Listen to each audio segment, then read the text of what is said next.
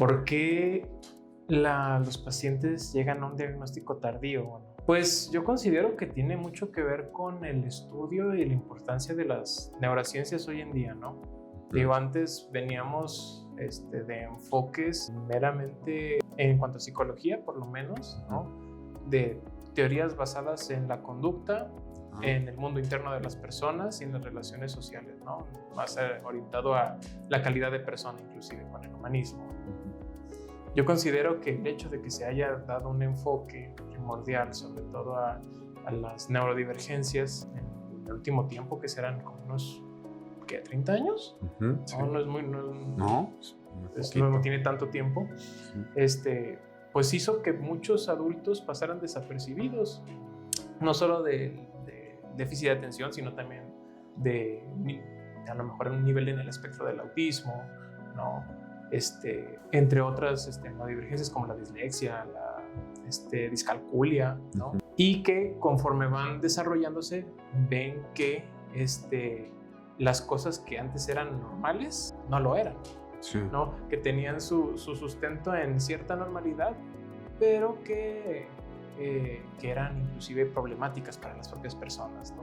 Eran normalizadas, como por ejemplo, bueno, los abuelos, los padres que decían, en mis épocas no había eso, no había autismo, pero el abuelo comía siempre un pedazo de carne y sus verduras bien contaditas y hervidas hasta cierto punto, ¿no? Y tenía temas y enfoques súper específicos y pues a lo mejor tenía cierto grado de algún tipo de neurodivergencia que era visto como normal, ¿no? Cuando hay esta introducción de los trastornos del neurodesarrollo en los manuales de diagnósticos psiquiátricos, pues ahí es cuando surge un nuevo tipo de revolución y un nuevo tipo de enfoque, ¿no? Y que pues también muchas veces se justificaban, ¿no? del nivel atencional que los propios padres o los propios cuidadores le proporcionaban a los hijos, ¿no?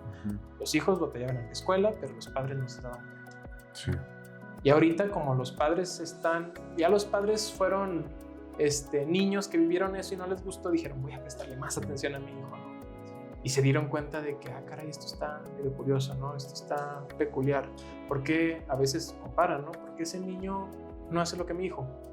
¿O por qué mi hijo no hace lo que ese niño, ¿no? Entonces desde ahí viene, y también pues los padres de hoy día se dan más cuenta de este tipo de atenciones, ¿no? Sí. Yo lo que he visto, podría decir que principalmente son dos factores que han influido para que el diagnóstico de déficit de atención en el adulto sea pues más tardío, ¿no? Por una parte, tiene que ver con que el trastorno de déficit de atención, como un trastorno del neurodesarrollo que es, se había relacionado específicamente con la niñez y la adolescencia. Pero hasta hace muy poco tiempo, 30, 40 años, como dices, Omar, se vio que el déficit de atención, en muchos casos, por lo menos en el 50% de esos niños y adolescentes que tenían déficit de atención, pues evolucionaban en la vida adulta, evolucionaban hacia el déficit de atención, continuaba el déficit de atención, pero ya con otras complicaciones. Entonces el hecho de pensarlo solamente como un trastorno de la infancia y adolescencia influyó y todavía influye para que no se reconozca en el adulto. Entonces ese sería un factor. Y el otro factor es que generalmente las personas adultas que tienen un déficit de atención acuden a consulta, pero no propiamente por las manifestaciones clínicas del déficit de atención, sino sobre todo por las complicaciones que en la vida adulta se relacionan con el déficit de atención, principalmente problemas de ansiedad, problemas de depresión o de consumo de sustancias. Entonces esto hace que, aunque acuden a consulta, ya sea a terapia psicológica o ya sea a tratamiento psiquiátrico, pues lo que se vea sean más bien estas complicaciones y no el déficit de atención. Entonces creo que estos dos factores cooperan a que se haga el diagnóstico o el reconocimiento de este trastorno de forma tardía en el adulto. Sí, ¿no? Como la intervención terapéutica, por ejemplo, la facilidad de comorbilidad que tiene el déficit de atención, ¿no? Con mucho camuflaje de otras psicopatologías, como lo pueden ser los trastornos de personalidad, ¿no? Además, más centrado en el espectro límite, con la poca regulación emocional que puede tener un adulto, ¿no? Y también con, pues, con la alta impulsividad que a veces pueden llegar a demostrar. Entonces, pues a lo mejor veíamos de bote pronto estos dos síntomas, clasificaban y diagnosticaban, ¿no? Así es. Entonces, terapia, decimos, bueno, ¿por qué no mejora? Exactamente. ¿No? ¿Qué está pasando? Sí, eso ha pasado. Es frecuente que el déficit de atención en la niñez y en la adolescencia se confunda incluso con deficiencias mentales, hasta con retraso mental. Yo he llegado a atender niños que los envían de la escuela pues porque tienen dificultad para aprender a leer o dificultad para escribir o para el manejo de los números, ¿verdad? Que como decías anteriormente, Omar, suelen ser alteraciones que acompañan a diferentes trastornos del neurodesarrollo, pero también al déficit de atención. Y entonces, pues es fácil que los papás, los maestros, puedan ver a estos niños, a estas niñas, como que tienen una deficiencia mental o también como niños solamente mal portados, niños vagos, ¿no? Niños que hay que ser duros en la disciplina con ellos porque no entienden que en realidad tienen un trastorno del desarrollo del cerebro, por eso les llamamos trastornos del neurodesarrollo.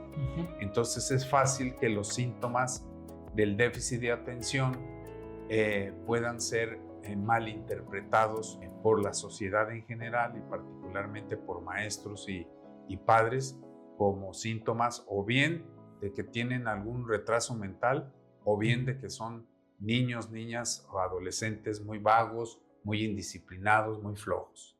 Sí, no, o sea, creo que aquí sería más bien abarcar lo que implica un trastorno del neurodesarrollo, ¿no? Lo que implica desde la formación del ser humano hasta pues edades ya, no sé si tardías de su adultez, ¿no? Como los 25, 26 años exactamente, del desarrollo del cerebro, pues obviamente cuando uno está bebé no puede demostrar qué tantos alcances y limitaciones tiene, ¿no? Por eso es muy fácil relativamente identificarlos en la infancia, que son cuando comienzan los primeros avistamientos, ¿no? Pero justamente, curiosamente también, estas formas de ser y de regularse, vamos a ver que se muestran como muy de acuerdo con el niño, ¿no? Es decir, no es como que de la noche a la mañana el niño cambie, ¿no? O sea, vamos a ver que entró al kinder así, ¿no? Siendo a lo mejor un poco rebelde, no le gusta quedarse quieto en su lugar o ahí molesta a los compañeros. Entonces el maestro se genera una imagen de ese niño, ¿no? Entonces dice, pues así es el niño, ¿no? A diferencia de como lo pudiera ser una depresión, que sí hay un antes y un después, ¿no? Muy marcado el ver cómo cambia una persona en su estado del ánimo y decir, no, pues que tú no eres así, no me hace clic que tú ahorita estés así, a diferencia de un trastorno de desarrollo que no se percata, ¿no? Que dice, pues así es, y pues también yo sé que al niño le gusta hacerme enojar, ¿no? Porque también a veces se los agarran como muy personales, ¿no? Que implicaría mucho la dinámica que tienen tanto maestros con niños como adultos ya, pues con sus propios los compañeros sociales, ¿no? Por así decirlo. Entonces los conocen de cierta manera. Y los trastornos del neurodesarrollo no modelan una estructura de personalidad, pero sí implican aspectos muy importantes que pueden ayudar a consolidar una imagen de la personalidad, ¿no? Sobre todo, justamente que en la infancia, ¿no? Se modele esta personalidad, esta imagen inclusive del sí mismo a través de estos reclamos, a través de estas percepciones, ¿no? Es que tú eres un caso perdido y nunca vas a poder mejorar, ¿no? Entonces ese comentario ya modeló una imagen en el infante del sí mismo que va creciendo, va modelando, y entonces esto también ya se llega a confundir, ¿no? Ya se llega a malinterpretar justamente un síntoma que puede ser propio de un trastorno en el neurodesarrollo a un rasgo de personalidad. Claro. En medicina hay un aforismo que dice que lo que no se sabe, pues no se diagnostica, ¿verdad? Entonces, si uno no tiene en mente que existen determinados trastornos, que esos trastornos dan ciertos síntomas, pues si se ignora eso, pues entonces es muy difícil que se pueda diagnosticar, que se pueda identificar correctamente. Por lo tanto, pues la parte más importante para poder identificar un trastorno es conocerlo. Y en ese sentido, la educación médica sobre que existe este trastorno, no solamente en la niñez y adolescencia, sino también en el adulto, pues es clave para que los médicos con quien acuda este tipo de pacientes, pues sepan que existe este trastorno y ya sea que lo puedan tratar o que lo puedan derivar ya al especialista. Es decir, el primer paso es el médico familiar en las instituciones públicas, y entonces el médico familiar debe de tener la información necesaria para poder diagnosticar y en su caso tratar este tipo de pacientes. Sí, ¿no? Inclusive la derivación oportuna de decir, a ver, esto suena que viene por no tanto un problema inclusive de algo orgánico en otros sistemas, sino más bien en el sistema nervioso. A lo mejor aplicar alguna prueba, ¿no? Alguna prueba que permita conocer qué es lo que está sucediendo más allá de lo que es relatado, ¿no? Es muy importante cuando hablamos de tratamiento, ¿verdad, Omar?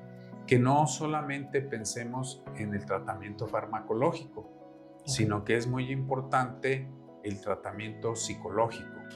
Es fundamental para obtener los mejores resultados, igual que la psicoeducación, que por cierto la damos aquí en la clínica, ¿verdad? Donde les explicamos a los pacientes y a sus familiares en qué consiste o cuáles son las manifestaciones del déficit de atención, y también el tratamiento psicológico y farmacológico. Pero hablando específicamente de los fármacos, pues tenemos conocimiento acerca de ciertas alteraciones químicas que existen en el cerebro, en específicas regiones del cerebro, principalmente en el caso del déficit de atención, en el lóbulo más anterior del cerebro, que llamamos frontal, y las sustancias más implicadas en el déficit de atención, pues es la dopamina y la noradrenalina. Y es precisamente sobre estas sustancias sobre la que actúan los medicamentos que utilizamos en el déficit de atención, mejorando, por decirlo de esa manera, la transmisión de estas sustancias en el cerebro, y de esa manera mejorando, vamos a decir que los síntomas más importantes del déficit de atención, como es el problema de la atención y concentración, como es la hiperactividad y como es la impulsividad, según sea el tipo de déficit de atención que presente el niño, el adolescente o el adulto, ¿no? Sí, exacto. Digo, el medicamento aquí viene siendo la otra cara de la moneda del tratamiento, ¿no? Sí. Digo, el tratamiento para el TDA es muy variado, ¿no? Desde estrategias conductuales y cognitivas, ejercicios que le permitan a la persona desarrollar justamente como si fuera un músculo, ¿no? O sea, yo pienso mucho en este tipo de intervenciones terapéuticas como un tipo de fisioterapia, ¿no? De un tipo de terapia mental muy enriquecedora que permite hacer más flexible, desarrollar más plasticidad inclusive, ¿no? Pues sí, las funciones de atención, de concentración, de regulación emocional, ¿no? Sí. Y después también tiene que ver con los estragos, otro tipo de enfoques terapéuticos que implicarían los estragos que el propio TDA fue dejando a lo largo de la vida de la persona, ¿no? estas imágenes de sí mismo, la idea que la persona puede tener de sí, ¿no? El que siempre estuvo mal, el que nunca fue bueno para la escuela, ¿no? Que no sea bueno en determinadas cosas, que no pueda sostener algún trabajo, ¿no? Porque justamente altera mucho los niveles de la calidad de vida de una persona, el no diagnóstico. Sí. Y cuando también le damos o se le da el diagnóstico a una persona, hay una sensación de alivio muy importante, ¿no? Bueno, dependiendo de la persona siempre, sí, ¿no? Sí. Pero por lo general es esta sensación de alivio de yo sabía que no estaba mal, Sí. ¿no? Yo sabía que había algo diferente, Sí. porque se trata de eso, ¿no? Cuando hablamos de un trastorno del neurodesarrollo, por lo que he podido informarme, ¿no? Es que en el momento de que el cerebro se desarrolla, otras áreas del cerebro no se desarrollan a la misma velocidad. ¿No? A veces tienen unas partes más lentas, otras más rápidas, ¿no? Y tiene que ver por muchos factores, ¿no? Factores genéticos, factores orgánicos, factores ambientales, factores, como lo puede ser hasta un juguetito, ¿no? que suene y baile mucho, ¿no? Que haga que el niño o el bebé mantenga la atención en tantos elementos a la vez, a uno que no tenga tanto ruido, que sea como más interactivo, que tenga a lo mejor una cantidad buena de detalle que haga que el niño lo analice, lo observe, lo explore, ¿no? Hasta esas cositas pueden ser a lo mejor factores que puedan ayudar a mejorar o a desarrollar un trastorno, ¿no? Entonces, en este aspecto, creo yo y considero que es muy relevante para las personas que puedan padecer este diagnóstico saber qué es lo que tienen, saber que hay una forma de mejorar el nivel de calidad de vida, por lo menos esa sensación subjetiva de que las cosas van a mejorar, ¿no? Claro. Que esto a lo mejor sí requerirá trabajo, mucho esfuerzo, porque también sí se requiere de un esfuerzo impresionante de no desistir, pero que va a haber un nivel más cercano a lo que ellos puedan llegar a decir, me siento bien, ¿no? Pues algo muy importante que se debe tener como una estrategia en la salud pública es informar al público en general acerca de que existe esta condición médica que llamamos déficit de atención y dar la información correspondiente para que las personas, cuando tengan un familiar, ya sea un niño, adolescente o adulto, puedan preguntarse si acaso esa persona que ellos conocen pueda tener un problema de este tipo, déficit de atención, y entonces buscar la ayuda profesional, ya sea psicológica o psiquiátrica. Entonces creo que lo más importante sería la información al público general acerca de la existencia de este trastorno. Y que genuinamente, pues vamos a ver, un trastorno no es la identidad de una persona, ¿no? No es, ¿cómo lo puedo decir? A veces yo asocio mucho la palabra trastorno con transitorio, ¿no? Que puede ser así muy, una etapa, ¿no? Como una parte de que no tiene por qué definir. Si bien el cerebro, hablamos de aquí ya de un desarrollo más orgánico, ¿no? A lo mejor no tanto que la persona pueda llegar a controlar o no, porque pues, las personas que lo padecen les encantaría poder prestar atención, les encantaría recordar con mayor facilidad las cosas que tienen que hacer en sus tareas del día a día, ¿no?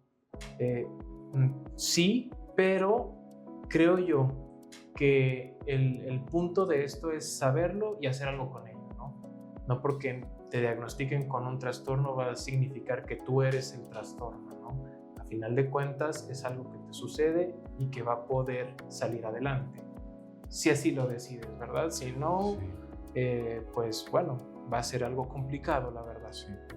Creo que esta información que decía acerca de dársela al público en general para que sepan que existe esta condición que llamamos déficit de atención, pues debe acompañarse de que sepan las personas en general que es un trastorno que se puede tratar y que ese tratamiento va a hacer que cambie definitivamente la calidad de vida de esa persona. Entonces, agregando a lo que decías ahorita, Omar, ningún trastorno mental, ni trastorno físico define a una persona. Siempre una persona es más que un trastorno.